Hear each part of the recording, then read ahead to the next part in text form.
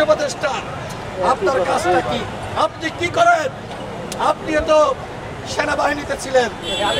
আপনার কোনো দায় আছে কিনা, আপনার কোনো নির্দেশনা আছে কিনা, সেটি আমরা জানতে চাই।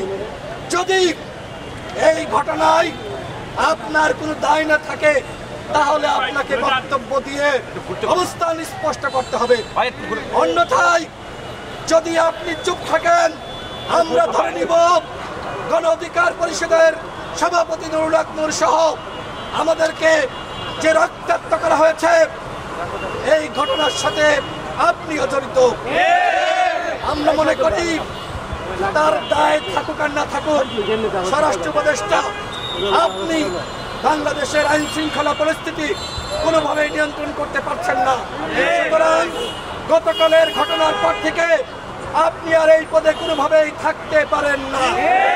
সুতরাং আমরা স্বরাষ্ট্র উপদেষ্টার পদত্যাগ দাবি করছি। যদি ন্যূনতম লজ্জা থাকে, আপনি আজকে জনগণের কাছে ক্ষমা চেয়ে পদত্যাগ করবেন। আর যদি নির্লজ্জ হন, ব্যয় হন, তাহলে আমাদের কিছু বলার নাই।